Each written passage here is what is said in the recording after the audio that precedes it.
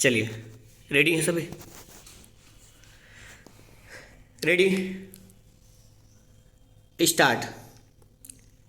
इस फैसले से कांग्रेस को भी झटका लगा है, क्योंकि वह पहले राहुल गांधी और फिर सोनिया गांधी से ईडी की पूछताछ को एक राजनीतिक मसला बनाने पर तुली हुई है।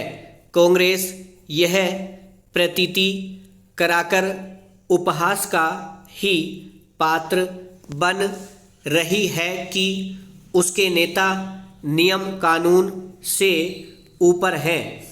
सुप्रीम कोर्ट के फैसले से कांग्रेस को भी झटका लगा है, क्योंकि वह पहले राहुल गांधी और फिर सोनिया गांधी से ईडी की पूछताछ को एक राजनीतिक मसला बनाने पर तुली हुई है।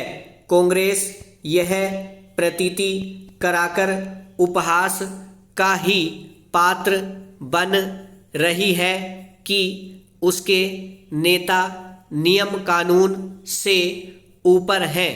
ईडी की कार्रवाई को लेकर इन दिनों जैसा हंगामा कांग्रेस कर रही है, वैसा ही अन्य दल भी समय समय पर करते रहे हैं, लेकिन ऐसा करते समय में वे ऐसे प्रश्नों का उत्तर देने से बचते हैं कि क्या उनके नेताओं पर लगे आरोप मिथ्या हैं।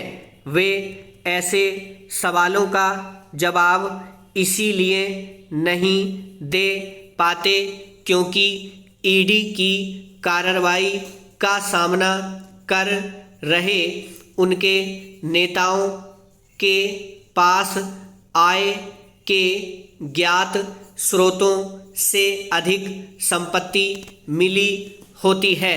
कई बार तो यह संपत्ति अकूत होती है।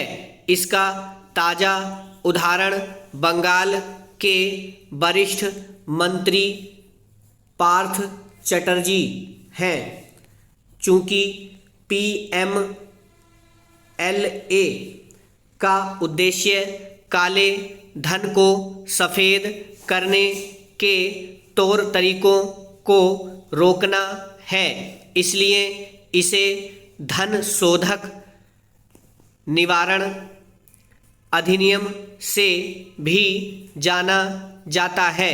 न तो यह किसी से छिपा है कि काले धन का कारोबार किस तरह जारी है, और न ही यह कि इसमें बड़ी संख्या में नेता और नौकरशाह भी लिप्त हैं।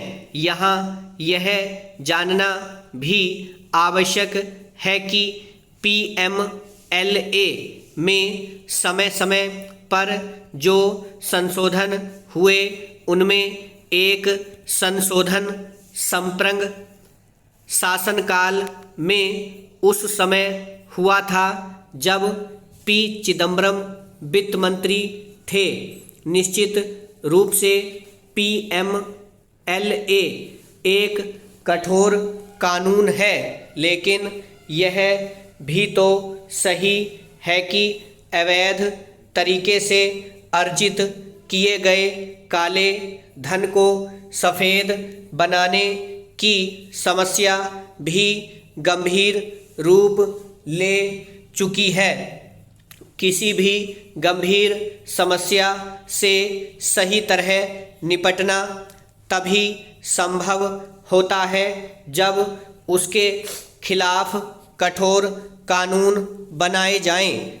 निस्संदेह सुप्रीम कोर्ट के फैसले से ईडी को बल मिला है, लेकिन इस एजेंसी के लिए यह आवश्यक हो जाता है कि वह उन मामलों को तार्किक अंजाम तक ले जाए जिनकी जांच उसके हाथों में है। इससे ही उनकी विश्वसनीयता बढ़ेगी और काले धन के कारोबार में लिप्त तत्वों के दुस्साहस का दमन होगा। यह ठीक नहीं कि ईडी कुछ ही मामलों में आरोपितों को सजा दिला सकी है। ब्रावो।